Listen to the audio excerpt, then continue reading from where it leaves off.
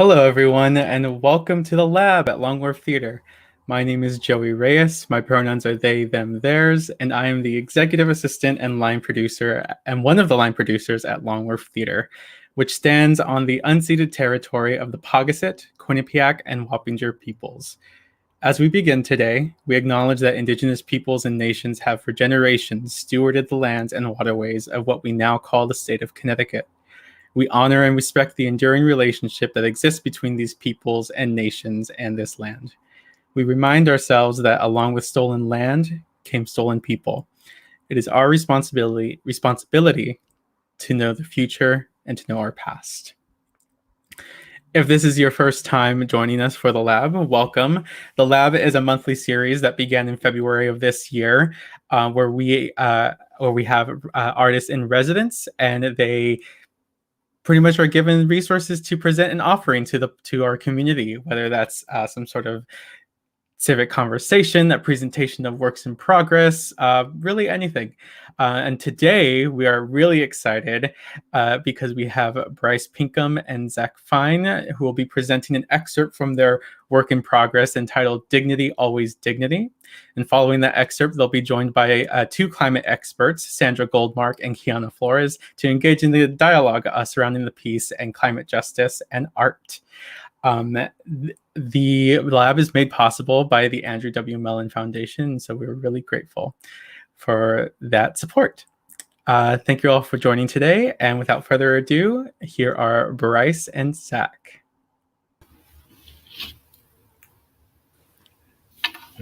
Hello. Thanks, Joey. Thanks, Joey. Hi, Zack. Hi, Bryce. How did we get here? We were streamed in. Yeah. Hello, everybody. Thank you for being with us. This is the Long Wharf Lab, and I'm Bryce. My pronouns are he, him. And I'm thrilled to be with you today and with my writing partner and director, Zack Fine. Hi, everybody. I'm Zack Fine, and my pronouns are he, him, and I'm thrilled to be here as well. Bryce, should we jump in and introduce our amazing guests? I think that would be the thing to do, yeah. All right, cool. Let's do it. So we have some amazing human beings with us today. We're super excited to get a chance to talk with them.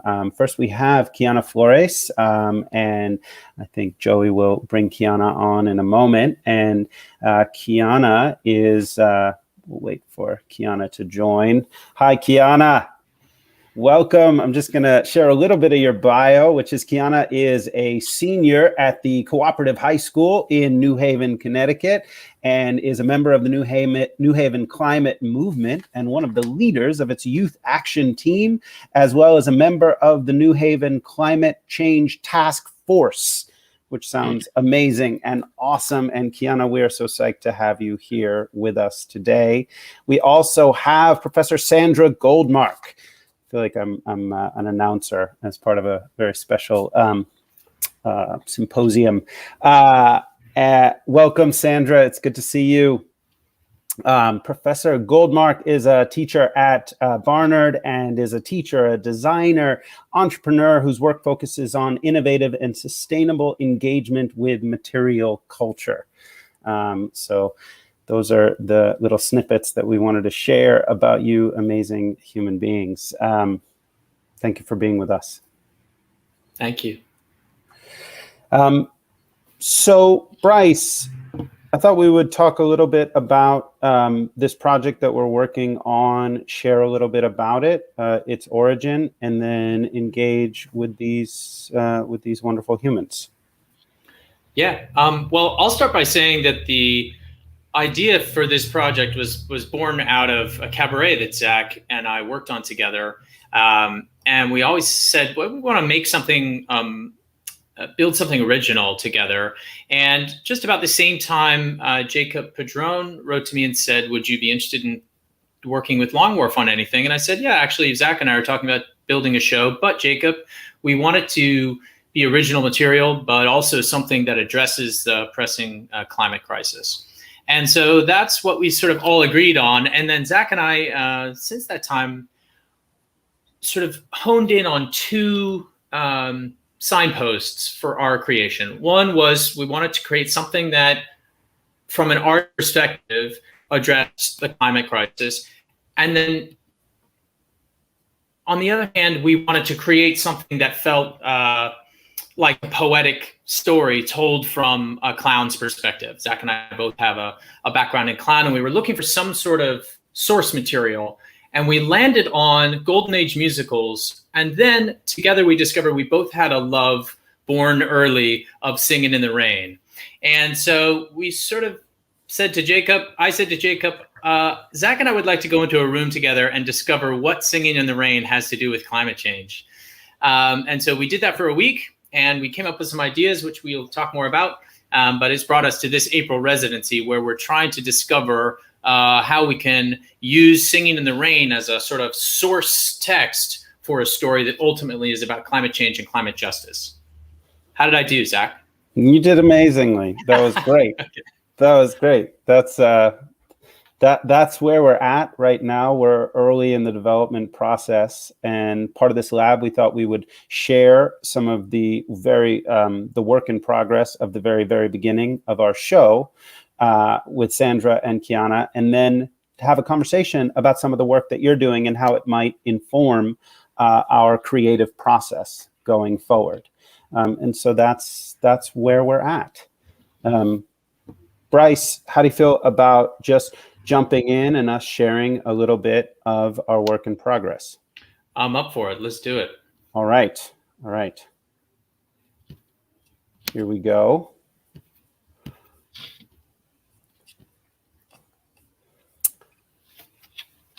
Dignity, always dignity. Before anything, we hear the sound of rain. Then we see a figure alone on stage humming.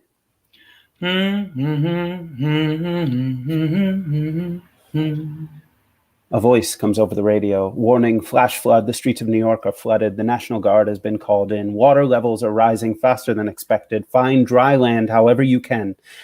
The sound fades as lights reveal a small, pathetic plot of land covered in flotsam and jetsam, surrounded by water. Ropes, pulleys, and contraptions are assembled throughout, and we meet our storyteller, a shaggy 21st century Buster Keaton type fella. He was a performer before the flood. He's been stranded longer than he can remember. His name is, well, actually, he can't remember his name, but before all this, he was a star. And now he lives here. He tends to his tiny plot of land surrounded by water. He does some hat tricks while birds chirp in the distance. He looks out at the horizon. Music plays like a memory in broken fragments from a distant time. Sounds of the past filter in. A murmur of voices quiet into a hush before the start of a show. And in his imagination, he is there. We see him see it. A familiar overture begins. He looks and sees the audience for the first time, and he begins. He grabs a piece of flotsam to magically become Dora Bailey, the hostess from the opening sequence of Singin' in the Rain. This is Dora Bailey, ladies and gentlemen, talking to you from the front of the Chinese Theater in Hollywood. What a night, ladies and gentlemen, what a night. Every star in Hollywood's heaven is here to make monumental pictures premiere of the Royal Rascal, the outstanding event of 1927. Everyone is breathlessly awaiting the arrival of Lena Lamont and Don Lockwood. Oh, look who's arriving now. It's that famous zip girl of the screen, the darling of the flapper set, Zelda Zanders. Zelda! Oh, Zelda! With her red-hot past J. Cumberland Spendrell III, that well-known eligible bachelor. Zelda's had so much unhappiness. I hope this time it's really love. Well, if it isn't Cosmo Brown. Cosmo is Don Lockwood's best friend. He plays the piano on the set for Dawn and Lena to help get them in those romantic moods. Oh, folks, this is it. The stars of tonight's picture, those romantic lovers of the screen, Don Lockwood and Lena Lamont. Ladies and gentlemen, when you look at this gorgeous couple, it's no wonder they're a household name all over the world, like bacon and eggs, Lockwood and Lamont. He transforms into Don Lockwood Jr. with a mop puppet as Lena. Now, can you tell me confidentially, are these rumors true that wedding bells will soon be ringing for you and Lena? Well, Lena and I have no statement to make at the present time. We're just good friends. You've come a long way together, Don. Won't you tell us how it all happened? Well, Lena and I have made a number of pictures together. Oh, no, Don. I want the story from the beginning. Oh, Dora, in front of all these people? The story of your success is an inspiration to young people all over the world. Please. Well, to begin with, any story of my career would have to include my lifelong friend, Cosmo Brown. We were kids together, grew up together, worked together. Yes. Well, Dora, I've had one motto, which I've always lived by. Dignity. Always dignity. A pause lingers as the lights in his imagination fade. He's alone again. From the beginning? The beginning.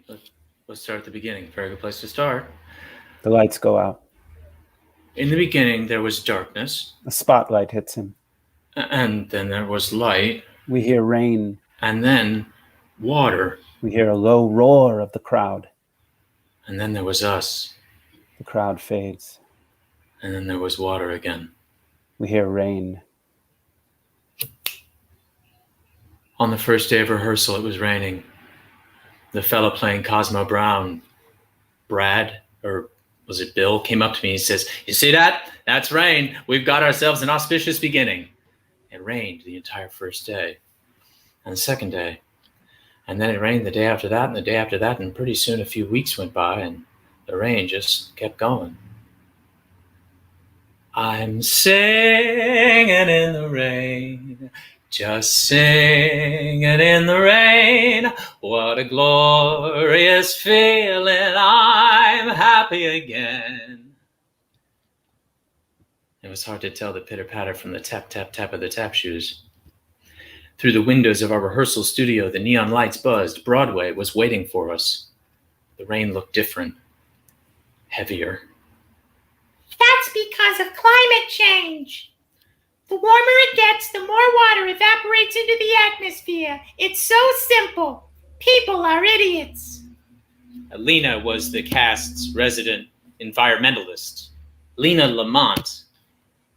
Oh, what's wrong? With the funny voice, played by the glorious Jean Hagen. What's wrong with the way I talk? What's the big idea? Am I dumb or something? What was our Lena's name?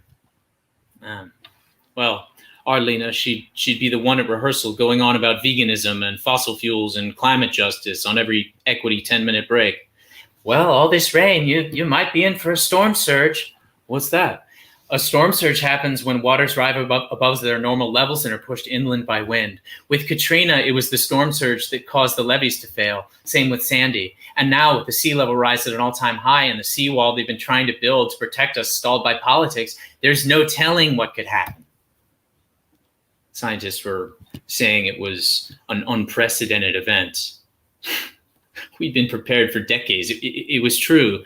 The Army Corps of Engineers had spent billions on a seawall that apparently worked in Amsterdam and St. Petersburg and was meant to reinforce the perimeter of the city, but they kept halting construction because of political squabbles. I just want to let the audience in on a little behind-the-scene moment. The next thing that I have written in my script is literally these words: "Not sure what goes here, dash something, period." Okay, we're back. But they kept halting construction because of political squabbles. Some people left the city, but most stayed. Broadway stayed. It was New York City, after all. Nothing was more New York than Broadway, my home. And the show must go on. We hear the crash of music. Backstage at the Amsterdam. By opening night, the rain was so loud they upped the mics on the orchestra. The weather reports had been warning of a storm surge moving towards the city for days.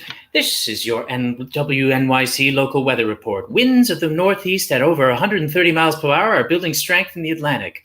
We've never seen a storm surge this large. Could be category 4, maybe even 5. I heard laughing out in the house. Good. I thought, they're in a good mood tonight. Brad turned to me and said, "You ready for this, old pal? It's going to be a ride." The crash of the opening notes made the walls shake. The curtain rose and we began. I'm singing in the rain, just singing in the rain. The lights fluttered.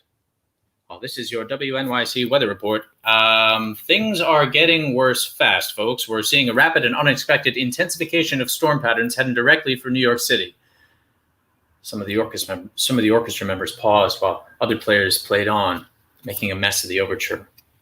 Time slowed, and a drop of water fell like dew from the ceiling. I looked up. I looked out. The audience was stoic, expectant, maybe a little disappointed. I made a joke.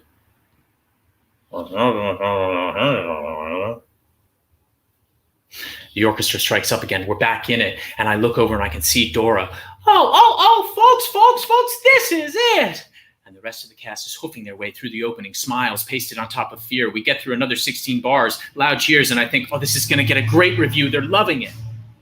But they're not cheers.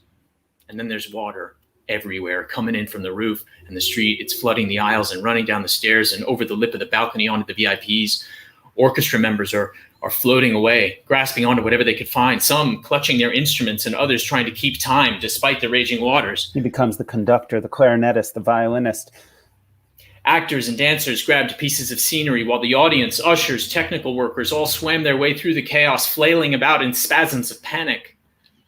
I hopped onto this here baby grand piano bobbing its way towards me, and I rode the rapids west on 42nd Street, past Aladdin and Phantom and Mamma Mia and Les Mis, past Wicked and Hamilton, past families from Westchester and ushers from the Bronx, past sewers and steam pipes, past hot dogs and pretzels, and the smell of crisp air on a busy evening at 7:55 just before curtain, past young actors with dreams, past old actors with memories, past the hustle and bustle, past the sushi place on the corner and the falafel place in a pinch, past the... And here we imagine a song, perhaps from 42nd Street, that maybe I'm singing about New York, that part of Times Square. Anyway, pause, play. As I passed one theater after another, the memories flood in reverse. All the shows, all the dreams. In the distance, I see myself as a kid in the green hills of my backyard, the smell of grass and mud filling my memory.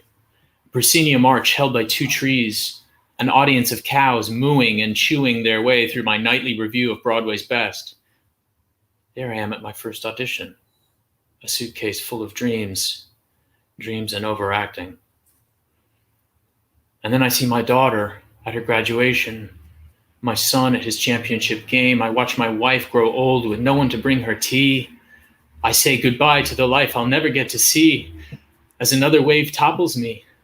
And then I breach and catch a breath and a glimpse of the Brooklyn Bridge, water lashing at the cars that have come to halt on its upper level. I grasp hold of the baby grand as tight as I can, and I hold on for dear life as I say goodbye to everything I once knew.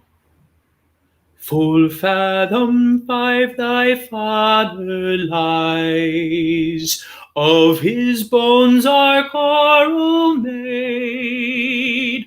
Those are pearls that were his eyes, nothing of him that doth fade. Ding dong bell. And we're back on the island, back to Singing in the Rain. Oh, thank you, Don, and I'm sure you and Lena will continue making movie history together tonight in your greatest picture, The Royal Rascal. The microphone our performer has been using for Dora cuts out, and we realize it's because the energy powering the amp has run out. The performer stops and runs over to the contraption he has built to power the sound. It's part exercise equipment, part hamster wheel, and every so often he has to jump on to regenerate enough power to keep going. When I woke up here, I was still in costume. For the first few weeks, I was sure I would be rescued. At some point after the storm, I must have passed out, and I drifted. I don't know how long, maybe a day, maybe a month.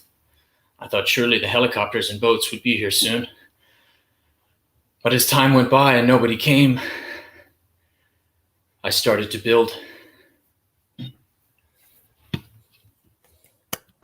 Thank you, Bryce. And pause there. That was beautiful. That was wild. I don't know that I've ever, we read through different bits, but I don't know we ever ran through the whole thing. Yeah. So it was actually very informative. I know, that was amazing. That was amazing. Oh, I'm just seeing maybe my camera was on during that. All right, let's bring back our amazing guests if we can. Hi. Thank you. So as we said, we're just, this month we are writing and working on this project, just exploring and developing it. And what we really want to do is, we don't know, we're idiots. We don't know anything about this topic. And I guess that's not true. We're studying, we're learning, and we want to learn more. And so we want to have a conversation about a number of things. And so I'm just going to dive in with some questions that have been percolating for Bryce and I that are specific to the work that you both are doing. And Kiana, I'm going to start with you. And first off, thank you so much for being here again. And tell us all about the New Haven climate movement and the work that you have been doing.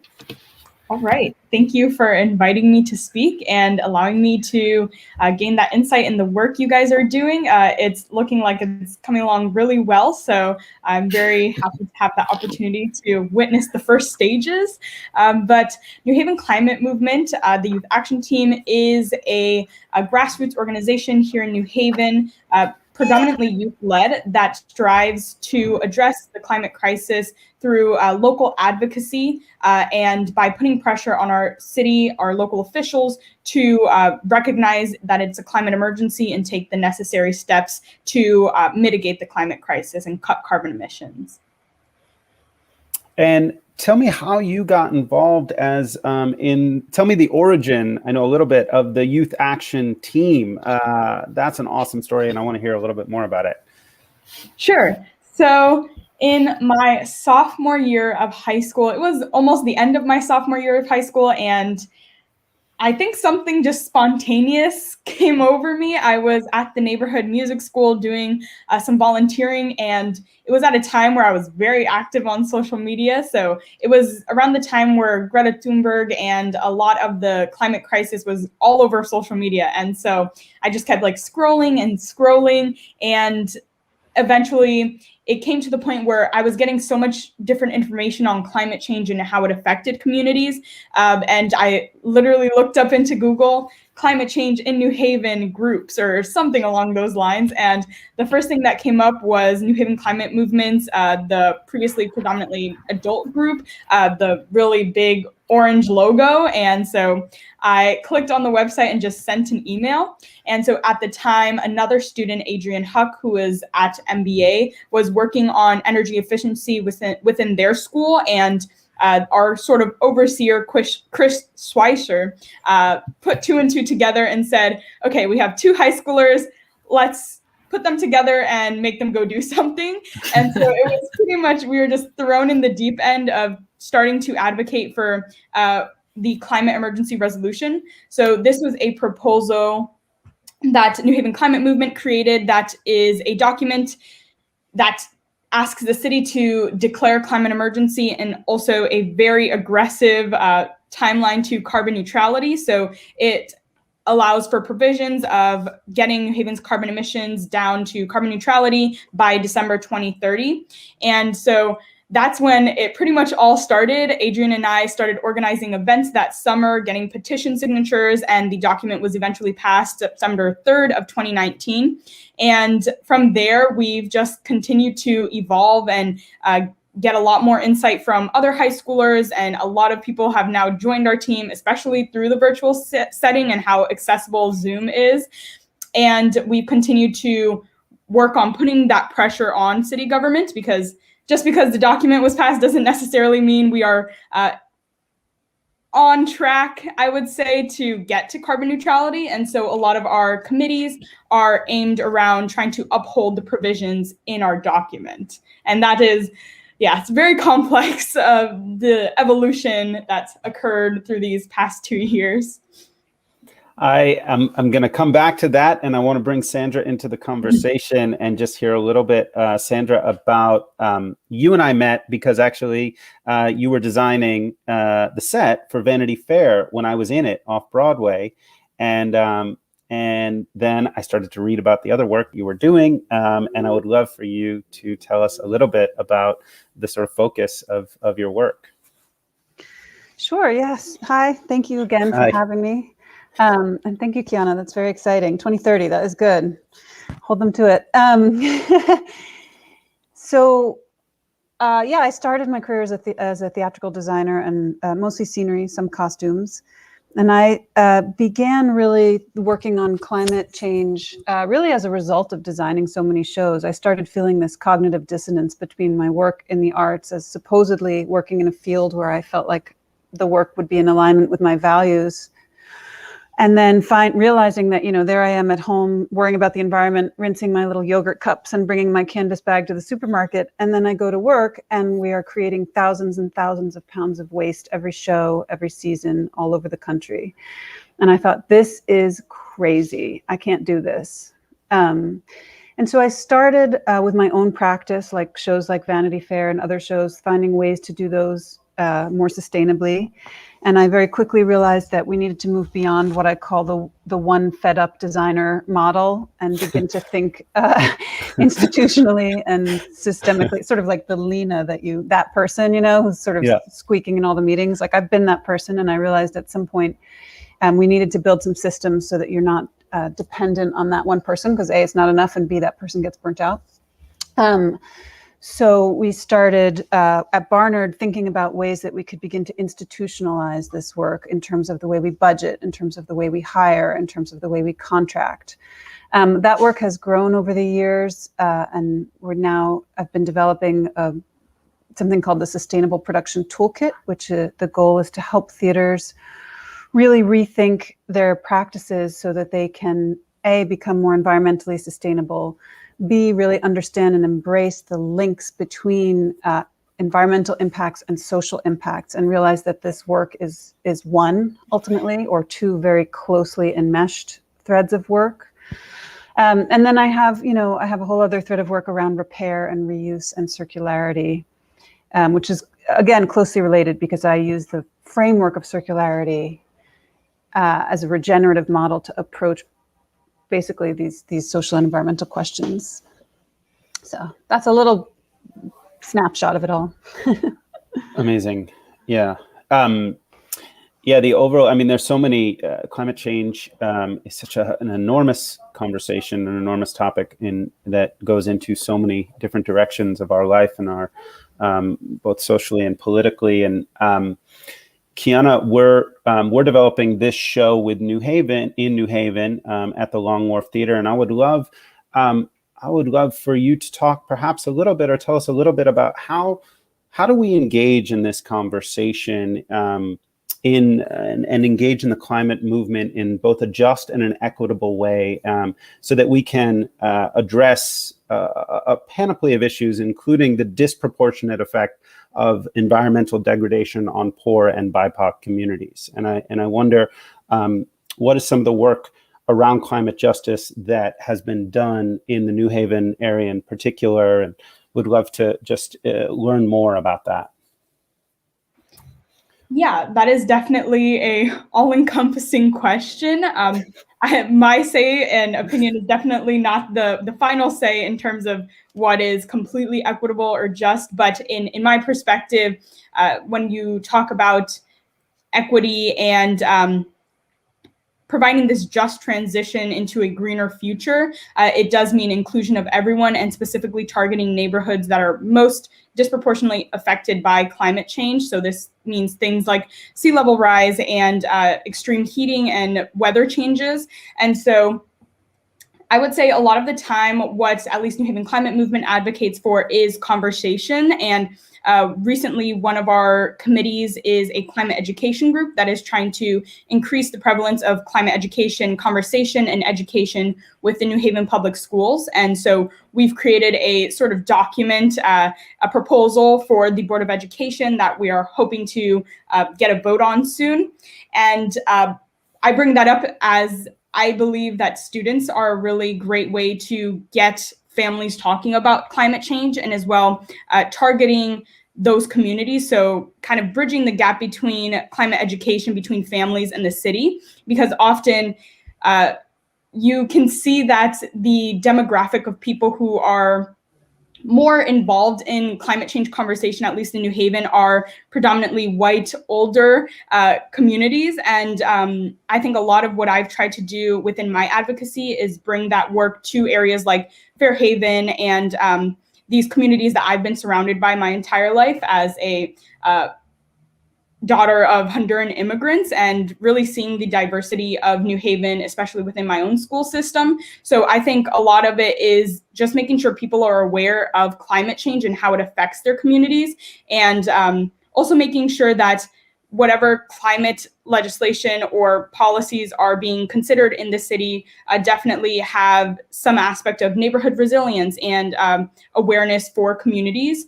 And that is something we are also advocating through our Climate Justice Green Jobs Fund. So a lot of documents are coming around in New Haven climate movement, but this document is essentially a ask for the city to allocate 0.2% of the city's budget toward climate action. And this is specifically for climate justice and green jobs. So this would include hiring staff for tentative positions like energy and neighborhood resilience. So that is essentially when we talk about what the city can do, we are always thinking of what does this mean for Fairhaven? What does this mean for Dixwell? And how can we get these communities more aware of what's happening with climate change? And yeah, it's a lot of intersectionality and making sure that all of these conversations are happening and that it's not just sort of a blanket, this is what we're going to do, if that makes sense. So yeah, I would say it's definitely about inclusion and making sure that this information and these actions are accessible to everyone. I also just wanted to say that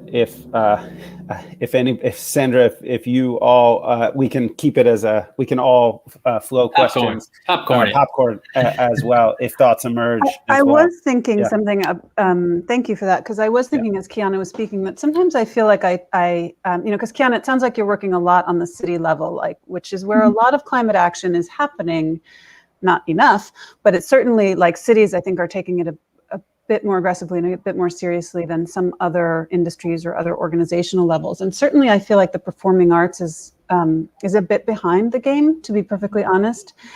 And sometimes I talk to theater people and I feel like they sort of see this connection between like justice and jobs and climate change and environmental impacts, but sometimes they're like, what does that really mean in the theater? Like, how does what Kiana just said really play out for my theater company? And I think there's two clear things, two clear ways that I could imagine kind of linking from what she just said to the work of a regional theater like Long Wharf or so many others.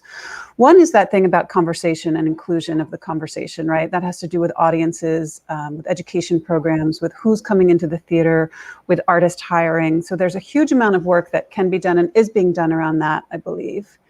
But it's certainly an important part of what artists can do and the responsibility we have as we're engaging in these conversations to think about, A, let's start having them more in theater, and B, how are we having them, who's part of them, and how can we really enrich the conversation by being truly inclusive in how we structure it.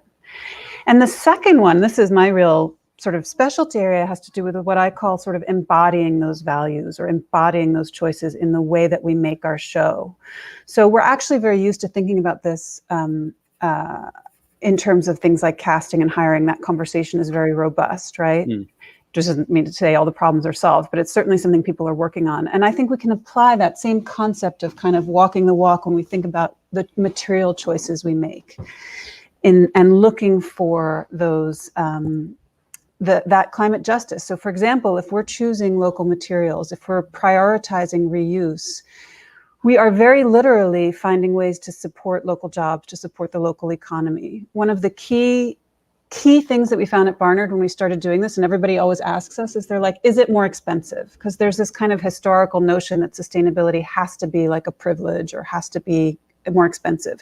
It is sometimes, but it's actually not always. And what we found at Barnard really interesting was that our money, our budgets didn't have to go up, but what we had to do was reorganize them. We wound up shifting money from materials when we stopped purchasing almost any new materials and shifted that money to labor, because we had to hire another person to go source that salvage lumber, or pay somebody more to do some extra local sourcing, to not just like click the Amazon button. So it was taking more work, but it was taking less materials. So we said, all right, let's pay for the work. And oh my God, this is beginning to address one of the critical social problems in theater of underpaid artists, right? All of a sudden, we were able to raise our fees, which we've been struggling to raise for years. So that one tiny example for me, and we're thinking a little bit more distant, we're thinking a lot more carefully about what we do buy new. So where was this product made? Who made it and how were they paid? It's literally the way we live today, it's more distant. But it's those local and global impacts of the physical way we make theater that for me are a way to really explicitly say there's a direct way that theaters can kind of engage with the questions Kiana raises. That's super, super informative, and thank you. I think one of the things that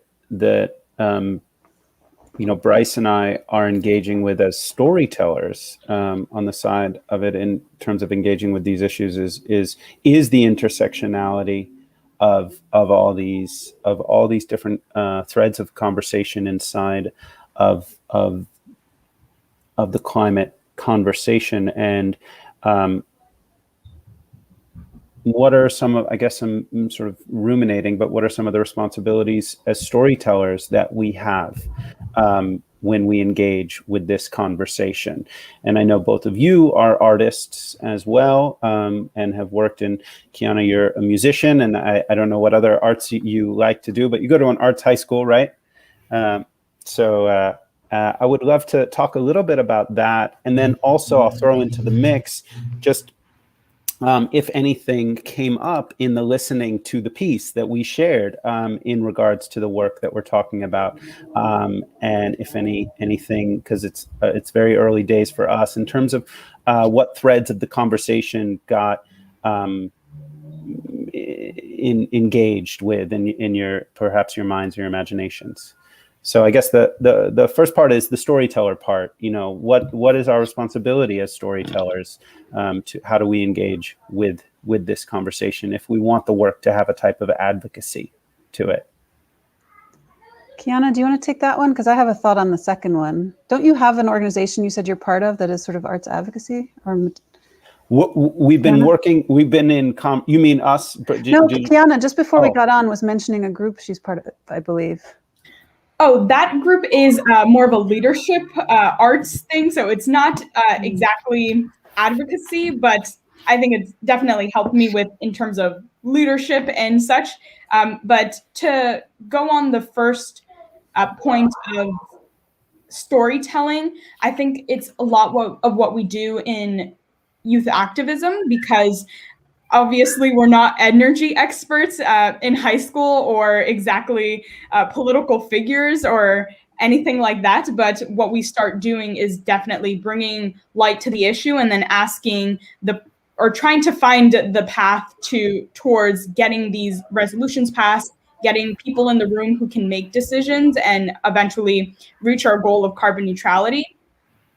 And I think a lot of the time, as youth activists, we as storytellers tell our own stories as well. So I guess my story of why I continue to do climate activism, despite how frustrating it can be to work on something and then constantly be postponed meetings or obstacles such as that, is because of the personal connection climate change has with many people. So for me, as with parents who came from Honduras and with a father who was displaced by Hurricane Mitch in 1998, it's a very personal connection because you see that climate change isn't necessarily a foreign issue, nor is it a future issue. It affects communities now. And first examining Honduras and torrential storms and how that affects these more impoverished communities that don't have great infrastructure,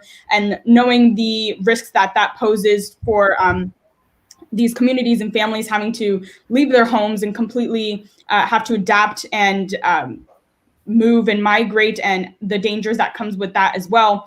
And then looking that it isn't just a foreign affair in Honduras, it also happens in New Haven when it comes to sea level rise, being a coastal community, and also asthma rates. And knowing that that affects real people. So I think in terms of storytelling, I think it's really important to tell local stories as well, and realize that it isn't just an ecological issue. It is almost a humanitarian issue, in that people do suffer from the consequences of climate change. And often those people are people of color from disadvantaged communities. So that is what I find in terms of stories. And I guess to touch on the second point a little bit, I think what I found really interesting about your performance was the initial, what sparked it. So the whole idea of going from the idea of listening to Singing in the Rain and then making that connection to climate change, because I don't have that much experience with advocacy and music as an intersection. But for my senior capstone, we have to explore an interest in the arts. And I saw that two really big points of high school for me were music and social activism. And so I researched pretty amateurly the analysis of social activism in different periods of music and certain musical pieces. And it is something that's becoming a lot more prevalent today, examining music or using music as a way to talk about social justice, namely climate change as well. I know I researched this American composer, John Luther Adams, who composed this 45 really ethereal, abstract orchestral piece called Become Ocean. And his inspiration was being an environmentalist in his now home state, Alaska, and seeing how climate change affected his surroundings. So I think, again, that also plays into the story aspect of it, is that oftentimes people who are advocating for climate change action are talking about their personal stories, whether it's children talking about their future, or people talking about disadvantaged communities being at risk, or in this case, John Luther Adams talking about melting ice and sea level rise in this really all-encompassing piece that is super engaging and very abstract for orchestra, but sends a lot of messages throughout the piece. And yeah, I think it's really, I think that also ties into like the intersectionality of it all, of telling stories through the arts. But Sandra, if you want to add a little more to that. I want to find out, you should put in the chat that artist. I've also, Kiana, I've come across that piece as well, actually, because there's an overlap of his interest in Henry David Thoreau. And I wrote a play about Henry David Thoreau called Bewilderness, and which I was in. And so in that research came across this composer who's amazing. I can't wait to talk to you more about that piece. Oh my God. Yeah. Share that, you guys. I want to know. That sounds awesome. So thank you, Bryce and Zack, for sharing this little snippet. Of course, listening to, just the beginning workshop of a piece, I went right into my sort of designer brain of just like that special moment in the beginning of a rehearsal or the beginning of a process where you get to hear something, especially like a new piece. And I feel like what I heard, always the designer thing, the very first thing I always say is, well, what did I hear or see? And that's sometimes useful for the artists who are making it, to say, well, what did somebody who's encountering it for the first time? So I feel like I heard a two-part piece where there's a before, which is like a lot of befores, Singing in the Rain, the kind of golden age classic sort of joy of that. The before of I think he said arriving with my suitcase full of dreams or something, of all of us starting out our careers. Even the before of Lena, the sort of vegan tree hugger in the meetings being like, we should worry about this. And then I heard an after, which was, flotsam and water and really sad and scary and troubled and dark. And then there's that question that it raised for me of what is the middle there? And I feel like, Bryce, you even said it. It's I think it was a joke, but you said, not sure what goes here, ... something. And I feel like that's where we are. Like that is where we are living right now in this COVID moment. That I don't know if that was a real stage direction or you literally were like, I don't know what goes here, ... Literally. It's really there. It's really there. That's the moment we're living through in American theater. That's the moment we're living through in this country. Like we had a before. We're going to have an after. We're all terrified and sad about some of the things that we think that after might be. But in that sentence, ... like, don't we have an opportunity? Don't we have just a little chance to have that not maybe be such a scary and sad after? And so I feel like I heard a little invitation there in the piece to really think about that moment, that ... something. Yeah, I think in a lot of ways, it's what Zack and I are searching for as artists and as people, as citizens. What do we fill this moment with? Because we know where we've come from and we know what's possible ahead of us. What do we do now? And I think when Zack and I found this idea, we had to ask what Singing in the Rain is about.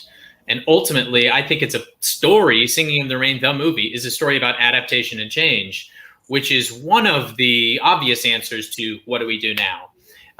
Just to give a little footnote on that, Bryce, Yeah, which please. is that the story in Singing in the Rain goes from, it's the story of the transition from silent films to talking films. And so it's how the characters are dealing with this technological change. And we were very attracted by that idea. Sorry, Bryce, go for it. No, that was it. That yes, Singing in the Rain, the movie, is definitely the before. And then we're interested in what, once this character has arrived on this intentionally small, intentionally isolated place, as he tries to remember, recycle, repurpose from memory that show, what comes out. And yes, what in the way we even create the show itself can we embed with the very values and the activist spirit that you both speak of. And one of the earliest things we did was we did actually say to Jacob, we'd like to try and make this production carbon neutral. Is that possible? And I think everyone in the room looked around and sort of said, I don't actually know. I don't know that it isn't possible. And that, to me, clued me into where another connection in all of this is, which is the realm of clown, where a clown character takes on a seemingly impossible task with an abundance of curiosity and joy, and is relentless in that pursuit, even though he knows it might not be possible. And that, to me, sums up how I tend to feel in this moment, in this great ... that we've had, even with this pandemic. I think it's caused Zack and I as artists and friends to go, well, what comes after these dots and what do we want to bring to it? And so that's where hopefully we'll be able to embed, as I said, the activism into the piece to answer one of those dots, which is we got to do something with our art, especially. We've got to do something. And I'm glad Zack voiced the question of where can art and science meet and just become like a superhero for good. And I'm curious what you both think or have experienced in taking something that's scientific, so many times cerebral and mathematic, and turning it into something poetic. Have you had an experience like that you learned something from that might help us what we're trying to do? I don't know that you need to tackle the science. I think you guys are tackling the climate science. I think you guys are, at least from the little snippets I've heard, you're tackling a different form of science. Maybe it's psychology or sociology. Do you know what I mean? Like, I have seen some great pieces that really engage with the sort of data about earth sciences and glacial melt and all that stuff. But it almost seems like you guys are beginning to look at political science, like look at what Kiana's bringing. Like, it's a question of activating our communities on many different levels. and not just in this intellectual way, but in a sort of emotional way from the heart. That's what we're supposed to do as theater artists, I think. Yes, couldn't agree more. And that was sort of like, go ahead, Zach. No, I was also just going to agree and talk, about this. There's how grief is part of the conversation around climate change and climate justice. How do we allow for this? How do we allow space for that grief, to grieve for what is been visited upon communities of color, what has been visited upon through climate change, what has happened to people as a result of greed and overuse of fossil fuels, and how do we grieve for these things and allow space for it? And the arts, to me, feels like it can allow for that, so that we can regenerate, but we can't without grieving. There's a question in the chat for everybody I wanted to share, which is, apologies if I'm mispronouncing the first name, which is Oliert, last name Fun, which is an amazing last name. And question for the group: what climate justice organizations do you suggest we engage with and support financially, especially as people interested in the intersection between arts and climate justice?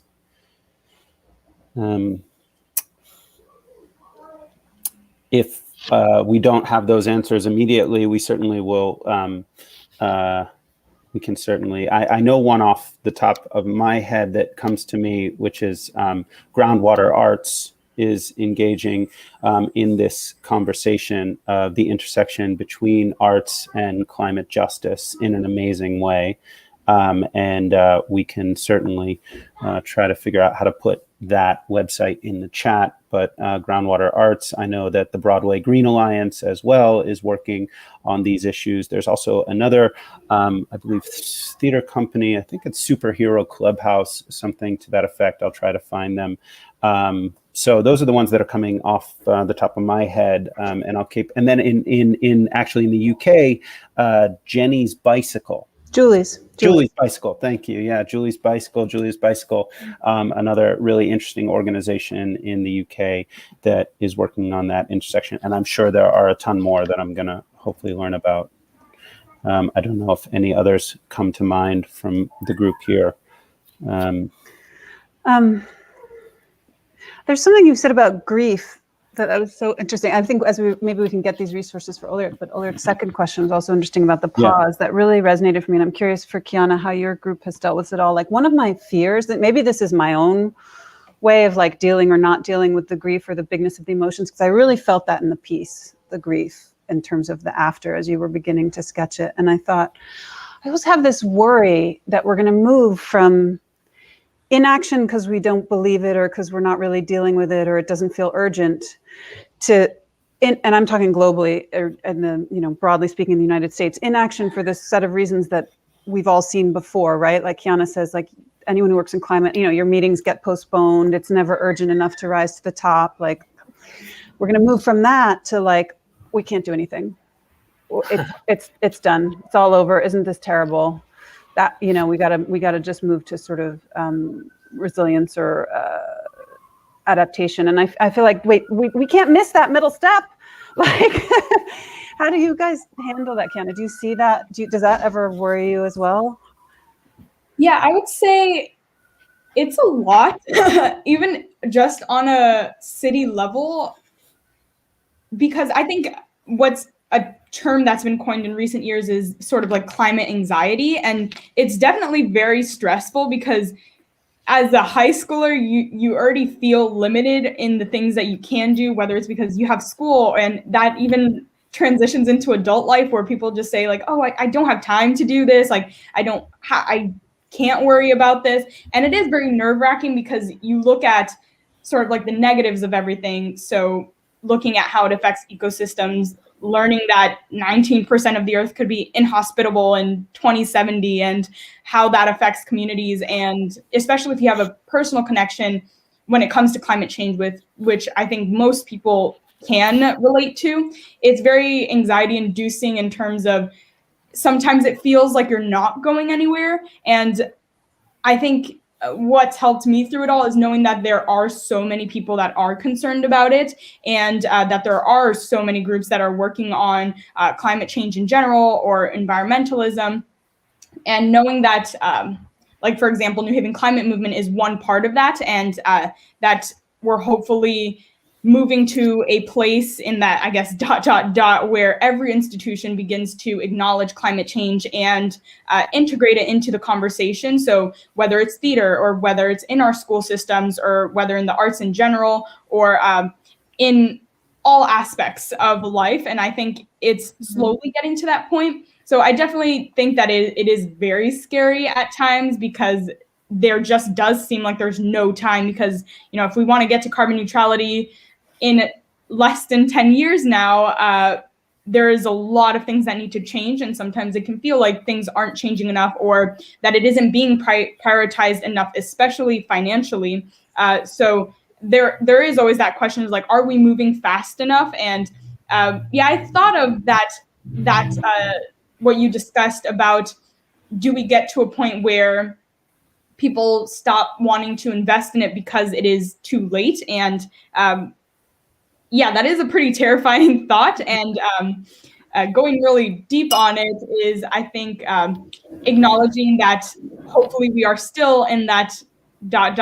where there is time to do things, and that the urgency needs to be stepped up on like 10 times the level that it is now, in terms of all of these different steps of institutions. So yeah, I'm hoping that the urgency really comes through to local leaders, and on, again, every step of our sort of institution. And I am hopeful that people are talking about it more, and that conversations like these are happening. And again, like going back to what we discussed in the beginning, having those conversations in every setting we can, being kind of like our own, maybe more mellow little Lenas, totally to go through life like that. So yeah, I would say it is pretty scary, but I think we are all stronger together and having this conversation. Yeah.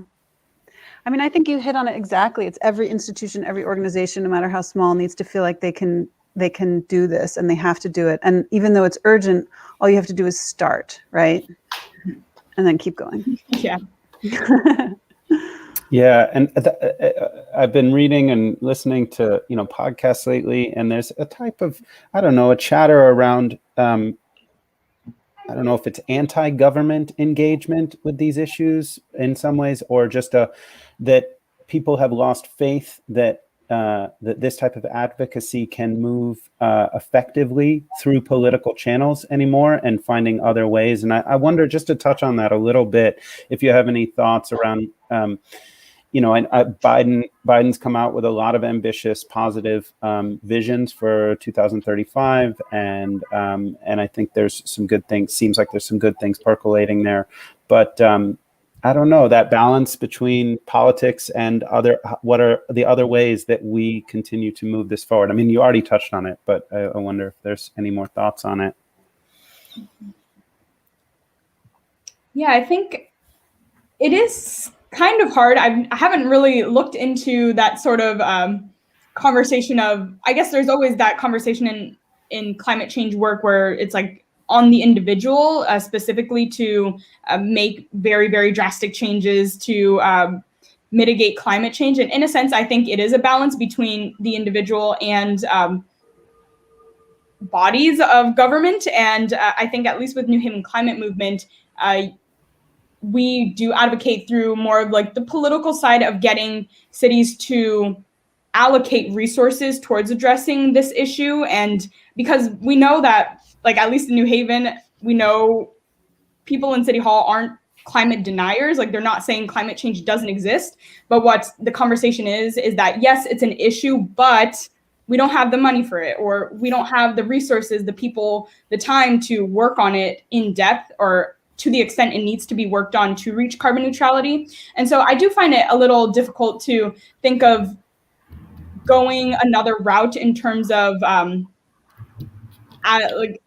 advocating for it adequately without these resources. So yeah, I'd be interested to learn more about that. But yeah, I think definitely what New Haven Climate Movement does at least is try to put that pressure and continuously say, your constituents are concerned about climate change, and New Haven does play a role in being the leader in climate change action for Connecticut and nationally, and taking these really progressive steps towards mitigating climate change.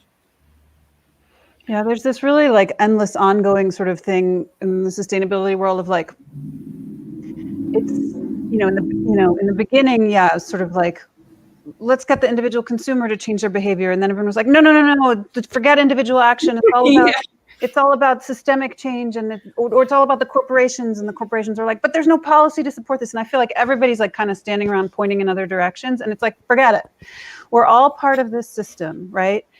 Yes, we need policy change. Yes, we need corporations to step up. Yes, we need accountability for the biggest players, and we need to stop bullshit things like an unrecyclable plastic bag that has on it, please recycle. It's like total BS.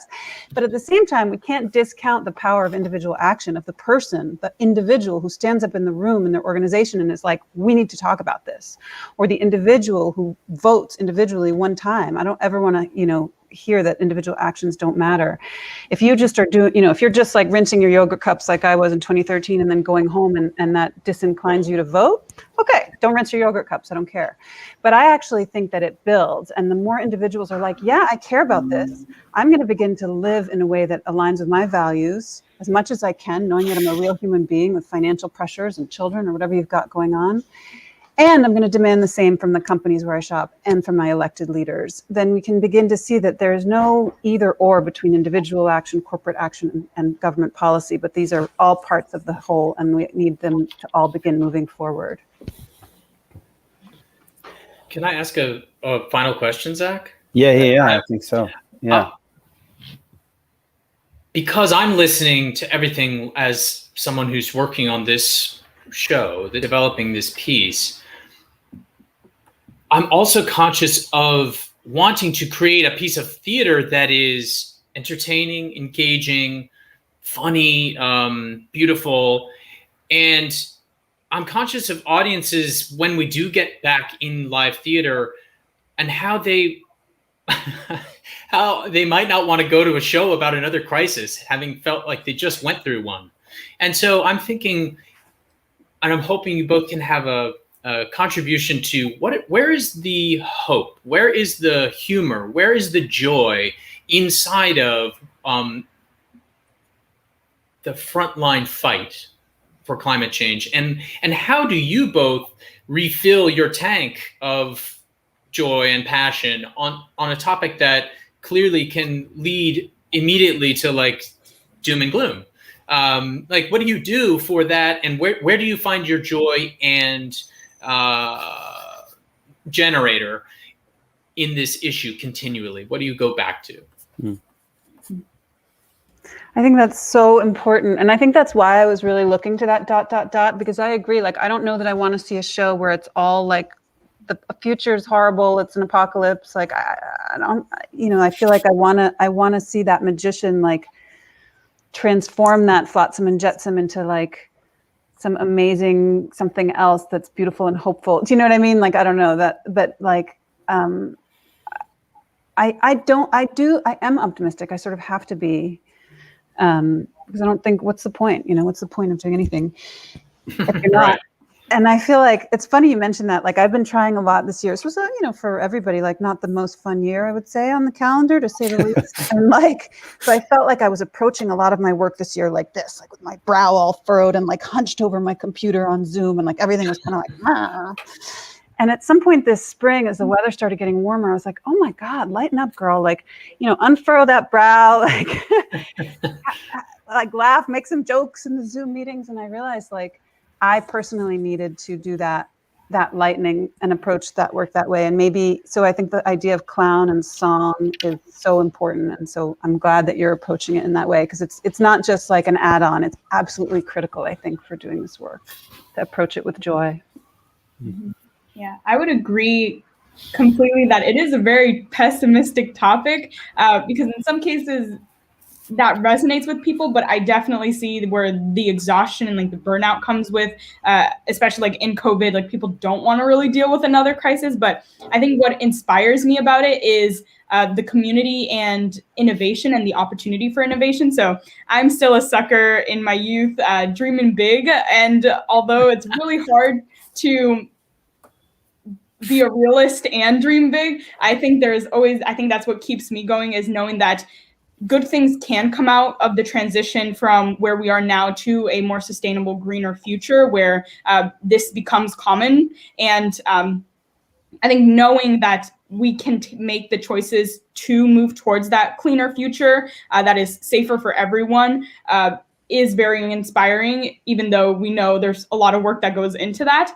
And then especially on a more local, personal level, seeing the invigoration of youth in this conversation. So before New Haven Climate Movement, sure, I was involved in a few leadership things, but it was never to the extent of like meeting on a weekly basis with the same people and seeing people go from not really knowing what climate change was to publicly speaking about it and speaking from their own personal experiences, and sort of seeing that evolution of them becoming leaders in their communities and being able to really passionately represent the organization and their own personal statements. So I think it's those two things that inspire me the most, is knowing that people are taking action and contributing to the communities in that way. And also there's the pessimistic, what if we, have all these endangered species and all of this ecological chaos, but there's also the what if we can use this urgency and create something better and more sustainable and better for everyone that can hopefully alleviate the climate crisis. And I think that is something that you guys are beginning to encapsulate with the whole musical and theater aspect of it, which I think makes it enjoyable and I think gets to the root of it all, which is starting that conversation. Well, I think that is an amazing place to pause this conversation. I won't say end it, because I hope that it has just begun. It's been an enormous privilege to be here with all of you. Thank you so much for your time, Kiana, Sandra, Bryce, Zack. Thank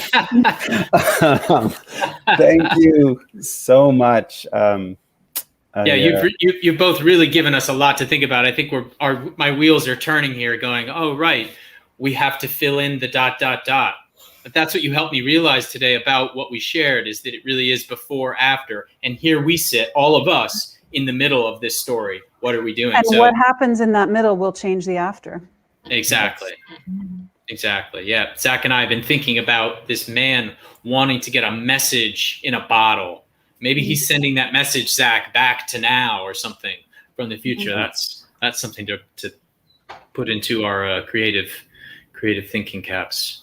I can't thank you both enough. And Zack, thanks for facilitating. Joey, thank you for having us. And to all our viewers, thank you for joining us for this early conversation on dignity, always dignity, which is a quote from Singing in the Rain, by the way.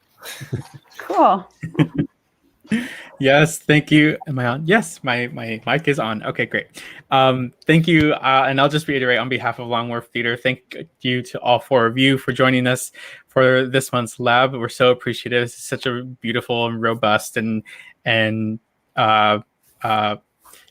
fruitful conversation. And thank you to everyone watching online. You can always stay connected with us by going to our website at www.longwharf.org. And I have to give one last thank you again to the Andrew W. Mellon Foundation, which makes the lab possible. So again, thank you all for being here. Thank you for tuning in, and join us next month on the second Friday of May, which is, I think, the 7th. Someone can correct me if that is wrong. And we will see you then. Goodbye, everyone.